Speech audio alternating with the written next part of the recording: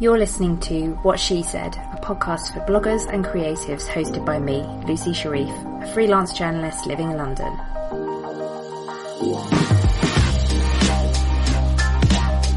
Each week I interview different women in blogging and the online world, getting their best blogging tips and advice, and a little bit of gossip too. Thanks for listening.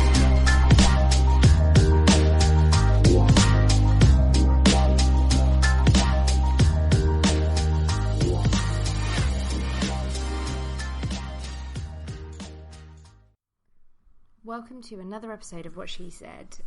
This week I chat to Kayte Ferris from Simple and Season. She is hands down one of the most laser focused people I've ever met, in a really good way. She's a blogger, she's a marketing specialist, and she also coaches bloggers and creatives. She decided she was sick of her day job and gave herself 18 months to quit it. And go freelance. She managed to do it in 6 months, which is super impressive. So she's kind of my hero. She's got the most beautiful Instagram feed, which I love. And her simple lifestyle blog, Simple and Season, is packed to the brim with slow living inspiration and practical tips for creatives. We had a really, really great, super honest chat about cutting loose blogs that aren't working anymore, cultivating community, and starting with the end in mind. She's really, really honest, and there's no BS with her. I'm going to say BS because I want this podcast to be clean. I want this podcast episode to be finally rated clean, which I think it is. So if you want to learn how to sell without feeling gross, or you need a bit of a boost of focus and creativity, this is the episode for you. Enjoy. Oh, so welcome to the podcast. Lovely, thank you. Great to be here. For anybody that doesn't know you, do you want to just introduce yourself and explain a little bit of your blogging journey to where you are today? Sure. So I'm Kayte and I blog at simpleandseason.com. I'm not really sure where to start with my blogging journey. There's kind of been various phases. So I know when I was at university, it was all if you want to be a writer, you have to blog and you have to write. So I kind of started a blog, but that nobody ever saw and I never really wrote on. And then that kind of stopped for a couple of years. And then in the middle of last year, I started another blog. And it was a very similar pattern where I didn't really let anyone read it. And the content wasn't stuff that I was really enjoying. So that fizzled out as well. But I was reading a lot of blogs and it was just something that kind of never went away. So I started Simple and Season in September last year. Yeah, September 2016. So yeah, not even a year old yet. But I'm actually quite surprised at how well I've committed to it. And that was kind of like my theme for this year was commitment to purpose, because that's something I kind of jump around projects a lot and I just wanted to commit to stuff this year. So I actually have, which is good. So it's not even a year old. That's incredible. And so Simple and Season is your third blog. Yes. Is that correct? But I mean, it's really my first blog because the other ones weren't even proper. Yes, it's the first one that you've released to the public. Yeah. What made the other two blogs that you kind of gave up on? What was different about Simple and Season?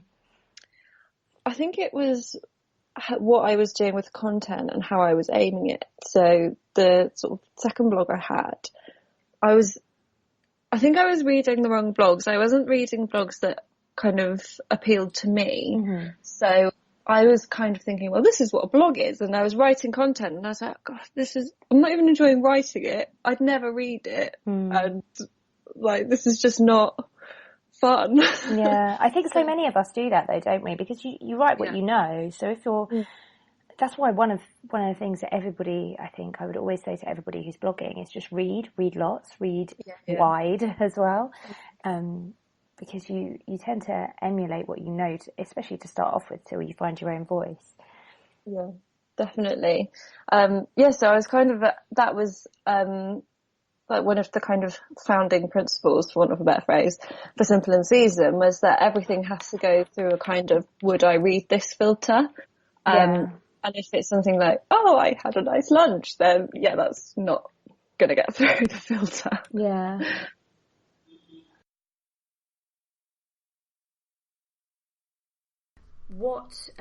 So when you started Simple a Season, had you already got in your mind, okay, I've been writing content that I don't particularly like, this is actually what I want to be writing? Had you essentially found your voice before you started the blog? Probably not my voice, I don't think. I had thought a bit more about it.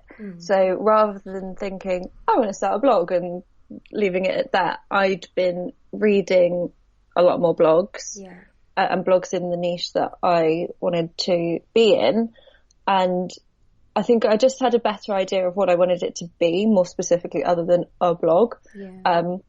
So my voice has definitely developed over time, but also so is the content, as it happens. But at the beginning point, I knew who I was looking up to, who my inspirations were, what I wanted my niche to be. And I was very kind of focused on what this blog was going to be, rather than it being quite open-ended. Yeah. So you already had kind of an end point in mind. Not an end point at the point I'm at now. Yeah. It's kind of changed.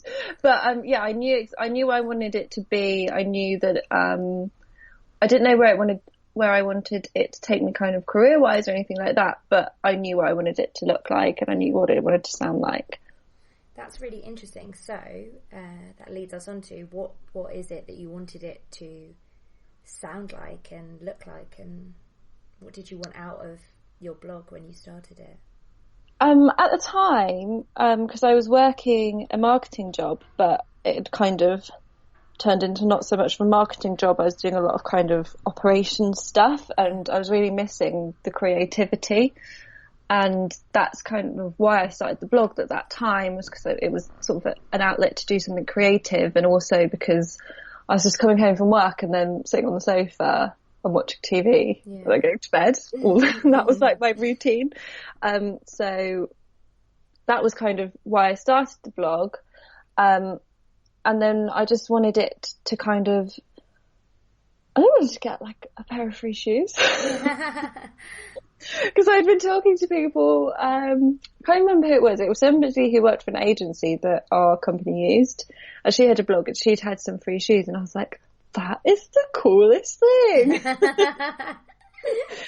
I was like, oh, that would be so great if maybe one day I could get everything. And I know that's not like I know probably a lot of people in the blogging world are like, oh, you should do it for the love of it. You should do it but I think for free stuff. I think it's really great that you've said that, because a lot of people do. A lot of people want that, and they probably don't admit it, because actually, you know what, getting something free, it's not just about getting the thing that's free. It feels like a bit of it's exciting, that first step. And it's validation of what you're doing. Yeah. But yeah, of course, like, you're not going to be able to survive just on free shoes alone, but that in itself, I think it's good that you've said that. Yeah, and I think that kind of shows that even from the beginning, it wasn't a hobby blog. It has, and I'm saying this with hindsight now, because at the time I probably didn't think it, but it was never just gonna be something I did on the side. Yeah. Your intention was already set from the start. Yeah, whether I knew it or not. Exactly, yeah. So, probably going back to your earlier blogs, what were the stumbling blocks you found? Because clearly you had stumbling blocks in the beginning, because you didn't even want to share them with anybody, and then that's led you to, when you got to Simple and Season, you had so much focus, laser focus, I would say. Yeah. What were those stumbling blocks? Mainly it was people I knew already, knowing that I was doing it. So I didn't change my Instagram handle for the previous blog or anything like that, or put a link in the bio. Why? Because I didn't want people like my friends to know. Why didn't you want them to know? Because interestingly that you say this, someone else, a former coaching client, was really struggling with this also. Yeah, I'm not really sure. I'm quite private anyway, and I like to keep my cards close to my chest, and I'm quite a big introvert as well, so I don't like putting myself out there as me. Yeah. And I think that's what, before it had all just been Kayte Ferris as the name was, I think that's what helped with Simple and Season, is it was like a name to hide behind initially. I do use my own name more across Twitter and stuff now. Oh, sorry, can you hear my dog barking? Oh, no, it's fine. Okay, the postman's just arrived, I think. So that was it really. I just kind of, and I think maybe it was the stage of life I was at the time, where maybe I just wasn't feeling as confident in myself and stuff. Yeah. And then something must have happened over the course of the next 6 months where I kind of got over that. Do you think that, I mean, I'm really surmising as an outsider on this, so I feel a bit like a stalker saying, I think I know what it might mean. But do you think Instagram helped? Yes, definitely. Because for the first sort of 2 months or so of Simple and Season, I was basically just on Twitter because I'd been reading a lot about how to blog, because as I sort of said, I wanted to take this one seriously and do it all properly in inverted commas. And everything that I'd been reading was like, oh, bloggers have to be on Twitter. So I was just on Twitter. And the people I was meeting through the blogger Twitter chats and stuff there were all very fashiony, very beauty. Yeah. And at that time I was kind of like, oh, there is a bit in here. I don't really know who's going to be reading what I'm putting out and stuff. And then I sort of went on to Instagram, and I'd never really used it as a user, if you know what I mean. Yes. Same as Twitter really, I'd never used it as a civilian. I know what you mean, yeah. And so I wasn't really kind of au fait with the platform or anything like that. And I just started, because I'd been following Sarah Tasker's blog, because I was like, it's all about the blog. And then realised that, oh, she started on Instagram. Wow, so you followed Sarah, who's for the listeners, you'll know because basically she's a friend of the podcast. Me and Orla is her blog, but you found her through the blog as opposed to through Instagram. Interesting. Yeah, so before I started Simple and Season, I was just like Googling slow living blogs, and she came up with the first one. That's how I first found out about her. So yeah, I came to her through the blog, not through Instagram. Which is probably the only person ever. Well, yeah, potentially. No, there's probably, I imagine she gets absolutely stacks of traffic. But it's interesting because obviously she's huge on Instagram. Yeah. But, so going back to, you mentioned slow living blogs, so that's your niche, right? Yes. Sort of. It's kind of transitioning a bit at the moment. But yeah. But how do you sort of nail down your niche? Did you always know in your heart that was the thing that you were interested in? Is that how it came about, or I think so. I've got to rack my brains now and try and remember the kind of mindset I was in at the time. I think I was at a stage where I was just very much at a kind of crossroads in life, and I knew I was sort of dissatisfied with it, and I was trying to think what I actually wanted my life to be like, because as I said, I was sort of just like whiling away my evenings just watching crap TV and like not doing anything with my life. Yeah. So I wanted to, and slow living was kind of what I landed on because it really appeals to me because I'm quite old fashioned and old beyond my years. So that kind of slowness and like slow cooking and reading a lot and being at one with nature and walking and things like that, that's what really appealed to me. So that's why I kind of landed on that, and as what I wanted the blog to be. I'm not really into beauty or fashion or anything like that, so it kind of seemed like the antithesis to those kind of blogs and stuff. So that's why I landed on slow living, and because that's basically what you were living. You were aspiring to. I think that was what I was aspiring to, and originally the blog was all about, if you're working a 9 to 5 like I was, it's how to bring that slow living into a fast life. Yeah. Great tagline. I really like that, because I think that, I mean, so moving on to your transitioning, because obviously, so for anyone that doesn't know, Kate has moved to a ridiculously picture perfect cottage. It's so beautiful. I lust over it daily. I need to do like an actual house tour, but there are Yes. still boxes and stuff everywhere. Oh my goodness, do it with the boxes though, because I would love to see that. Do an Instagram live. Oh God, I'm so scared. I've been considering doing an Instagram live, but I just worry that nobody will turn up. Do you know what? I've done one, and people just do turn up because it kind of, there's a big push notification to all your followers, so people will do it. Yeah, I'll have to do it. If you're frightened of it, that means that you should do it. Yeah, exactly. That's a good rule of thumb. Yeah. So going back to Instagram actually, because I'm quite interested in your community, because obviously I'll link to your social handles, etc. But I've found personally that Instagram is where my sort of tribe is. Yeah. And that's really been a game changer for me, and not necessarily in terms of traffic, because obviously there's only one place to put a link unless you've got a jazzy swipe up option, which most of us don't have. I'm trying to get there. I know, tell me about it. But in terms of engagement and just nailing down who your people are, I think, and also just a bit of the joy of it. I met you through Instagram. I've met lots of people that I chat to daily, and I check in with your stuff, and I kind of feel like I know you. And it's just been quite joyful for me. So how do you build community? How have you found that building community and engagement how have you done it? Tell us your secrets. Gosh, hello, we got. So as I said, I was kind of working away on Twitter and stuff, and then kind of came over to Instagram. I was like, oh, this is where all the people like me are.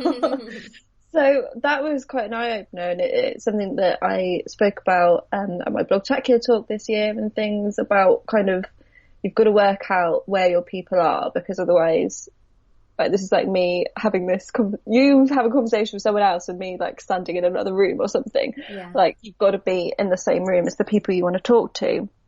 That's a really good analogy, actually. Yeah. Because otherwise a party's going on and you're just not there, and nobody notices that you're not there because they don't know you yet. So you've got to be in the party. So building engagement on Instagram. So I had started Instagram in about October last year, and I had like 30 followers who were my friends and bots, I think, mainly.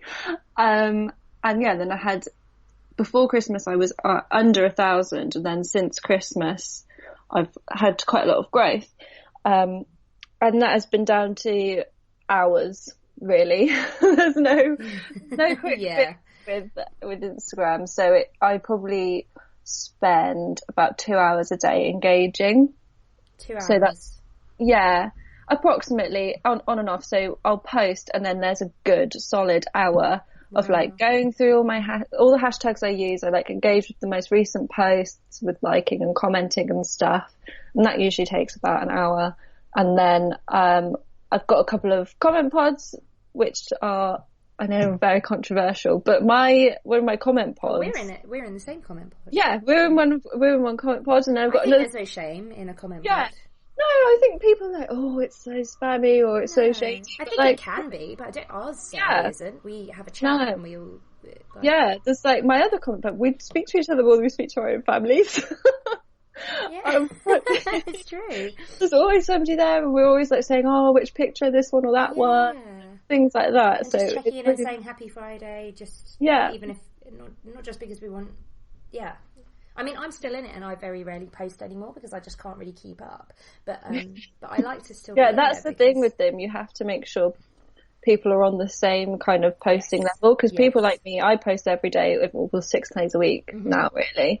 But if you're like a weekly poster, then you're not really getting the same value back. Exactly. That's it. Yeah. So I catch up with them and catch up with all their posts, and then I will return every comment that I get. So I don't always reply to every comment on my post, but I'll always go and comment on somebody who's commented on my post. If that makes sense. Yes, that's really interesting. That's a really nice thing to do. I try to make sure that I do it kind of authentically. Like sometimes I'll go onto a profile and I'm like, I just can't think of anything to say. Yeah. So I don't want to put like nice pic. Yeah. Because that's not really serving anyone. But yes, exactly. I'll at least try to reply to them on my own post, just to kind of acknowledge them. That's a really good tip, actually, because sometimes it can be a little bit overwhelming to reply to all the comments on a post. But actually, if you can add value to somebody else, then do. But yes, with an authentic comment, not with an emoji, because that does serve no one. The algorithm, it's worse. It's worse. Yeah, and it makes it look like you're using bots or something. Yeah, it does. That's what I think. Whenever I get like a nice pic smiley face, I'm like, bot. I know. I hate it. And also, it just makes you feel a bit crap. Yeah, it's like that.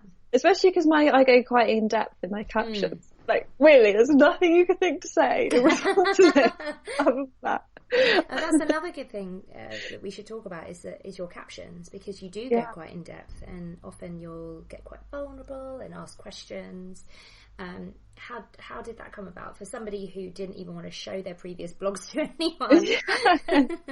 I think it is that kind of safety blanket of being behind another name. Yeah. Certainly it was at first, but I think really it's having found my tribe. Like, there's nobody on Instagram that I feel like, oh, I don't want to share this with these people. And I forget that people who know me in real life also see them, and then they comment on it, and I'm like, oh god. I know, sometimes I get that too.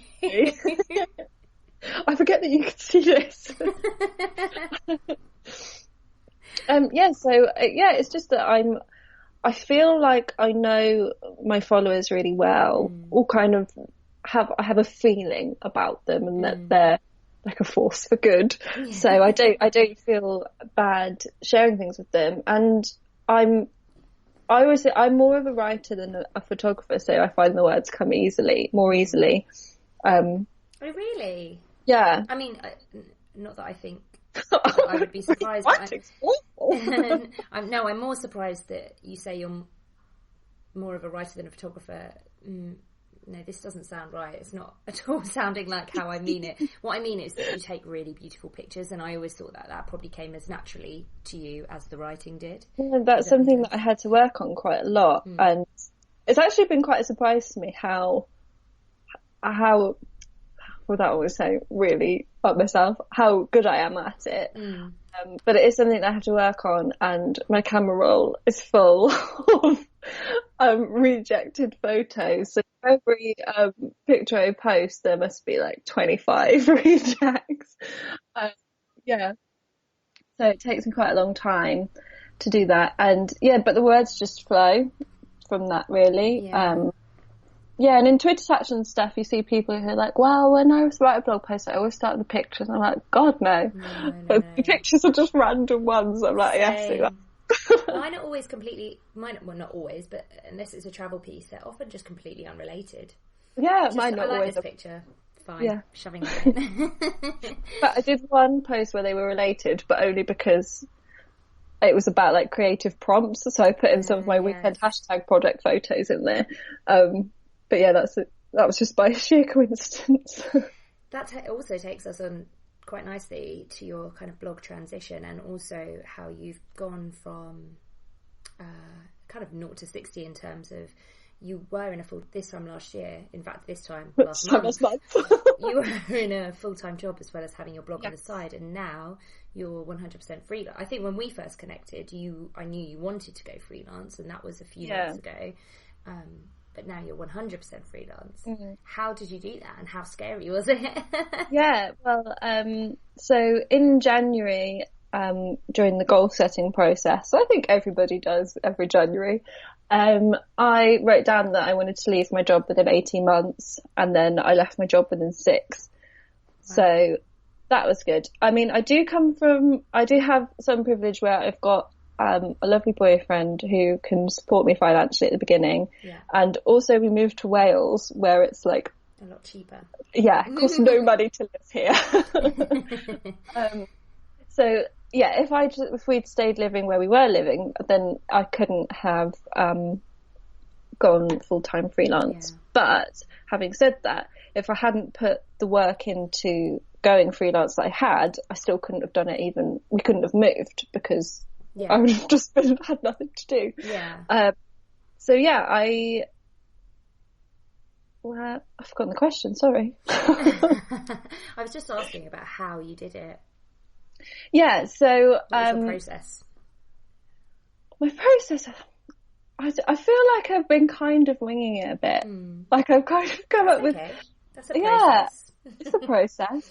No, I've just been like, I didn't set goals until last week because I couldn't think of like monetary goals or anything. I was too far away from it, so I kind of just started with the idea.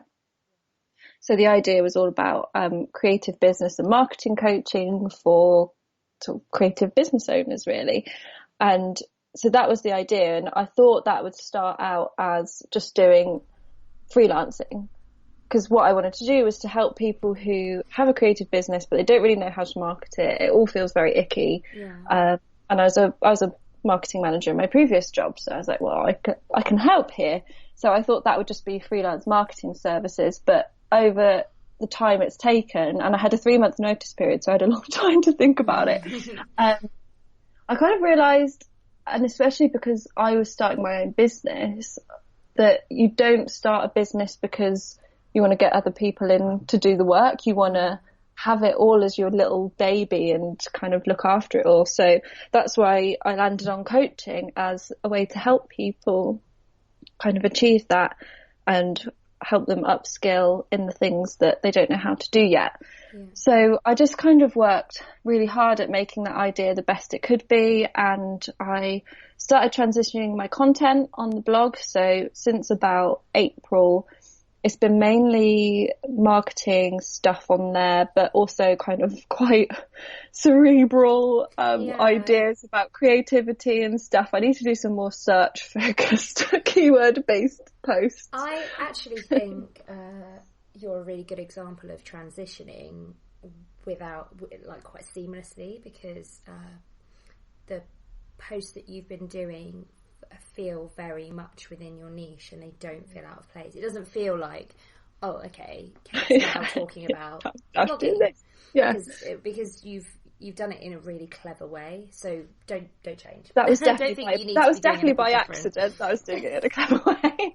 But I think I wanted to stay, because that's kind of also my marketing ethos, is there's a lot of stuff out there that's not shady, but it's just a bit ugh.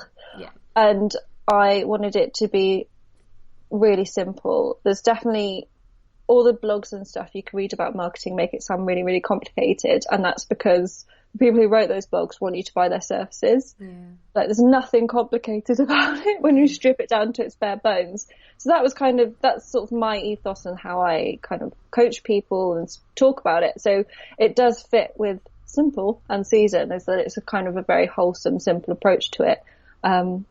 But yeah, I don't want to lose the lifestyle stuff, but I'm kind of toying with how to bring that back in, especially because it's a lifestyle blog thing, and my lifestyle is just work, so that's what I've got to struggle. So I need to like cook some scones or something. You never need an excuse to cook some scones. What would be, as a marketing expert and somebody who coaches small businesses and creatives and etc., what would be your biggest piece of advice when you want to sell but you don't want to be icky? It's all about knowing your audience. That's what it comes back to every time, and you have to. There's a lot of stuff in blogging like, you just have to blog for you, and no, if you want to sell, like, it does not matter what you think. You could absolutely hate it, as long as your target audience and your target customer loves it. That's all that matters. So you have to do your audience research really well, and that doesn't need to be as complicated as you think. It's just a case of asking a question in an Instagram caption, or if you've got an email list already, asking a question in there, or sending a survey out or something. And that really helps you generate content ideas. So I must have posted about 5 posts so far, and I've got kind of 3 lined up to go, which I got because I asked a question in an Instagram caption, and then the answers I got were really great ideas, and that comes straight from my audience. That's what they want to read, so I'm going to write it for them. Yeah, that's a really good tip. I've heard that tip a couple of times, and it never really occurred to me, which is really silly because it's really obvious actually. But if someone answers a question or asks a question on your Instagram or your Twitter or anything, or your blog or comments, you can turn that into a blog post, because that is literally your audience saying, I need to read this and I haven't read it anywhere else. Yeah, exactly. Questions are content. Yeah, that's it. Brilliant. That's a brilliant soundbite. Questions are content. So what's next for you? What are you looking ahead to this year? Yeah, so I launched all my coaching packages last week. So yay! So now it's kind of like, no, but I was quite happy. I wrote my newsletter, went out on Saturday, and I wrote in there like, I just feel so kind of at peace with everything, because I know I've done everything I could have done. My content's been really good. I've been present on social media. I've been listening to my audience. I spoke at Blogtacular. So my confidence levels are really high. Yeah. I feel really kind of empowered. I just kind of feel like the universe is just going to pay me back now. Yes. I've done all the hard work. It's time for the universe to pay me back. So yeah, I'm feeling totally fine about that. Good. So they're all live on my website. I've also got some freelance marketing services as well that I haven't pushed as much, but I'm probably going to focus those kind of in the local area, because I'm in Snowdonia National Park, if nobody else knows, kind of at the end of it. And as you can imagine, there's lots of sort of lovely potters and creative businesses up here that don't do anything to market themselves. They might have a Facebook page, but that's it. So, and I go into like the local craft shop, and there's this woman with these amazing, like the most Instagrammable scarves you can imagine. I'm just not even on Instagram. I'm like, what? That's crazy. Have people not on Instagram? So yeah, that's kind of where I'm focusing those. And yeah, so the coaching is my focus for the rest of the year. And then with a view to starting courses next year. And now I've said it, so now you're accountable now. We're going to hold you accountable. Yeah. I think that's been my key this year, is that I said in a Twitter chat that I wanted to leave my job. Yeah. And that kind of made me do it. This is something I mean to look into, is about manifesting things, because this year I've just completely... It's quite woo-woo, and I'm not really a woo-woo person, but that really, I was like, I have definitely manifested this for myself. Yeah. No, I'm with you on that. I'm not massively woo-woo, but I do believe in the universe kind of putting something out there in the universe, bringing it back to you. But it's not a case of, writing it down. I want this, this, and this, and then the universe is like, okay, you can have a pony. It's more about practical steps, like saying, hey, I'm going to do this in a Twitter chat, or getting super vulnerable on your Instagram caption and saying, I think I want to leave my job, or whatever. Yeah. I do believe that manifests abundance, and yes, I agree. So woo-woo it may be, but I agree with it. Where can everybody find you online? So I'm simpleandseason.com for the blog, and then on Instagram I'm at simpleandseason, and then on Twitter, because of their stupid character limit, I'm simple_season. Just to mess everything up. Yeah, and I am on Pinterest, but I'm only literally yesterday started putting Pinterest images up, so you can find me on Pinterest, but there's not a lot on there at the moment. But... And you're Simple and Season on Pinterest, are you? I think so, yeah. Okay. I'll link to it all in the show notes, and you can find Kayte's blog coaching packages in the show notes. Thanks for listening to What She Said. And if you like this episode or any of the other episodes, please think about giving me a lovely rating on iTunes. I really appreciate it. If you want to connect with me, head over to my blog, wanderloose.com, or hit me up on Twitter, Instagram, or Pinterest, where I'm at wanderlooseblog.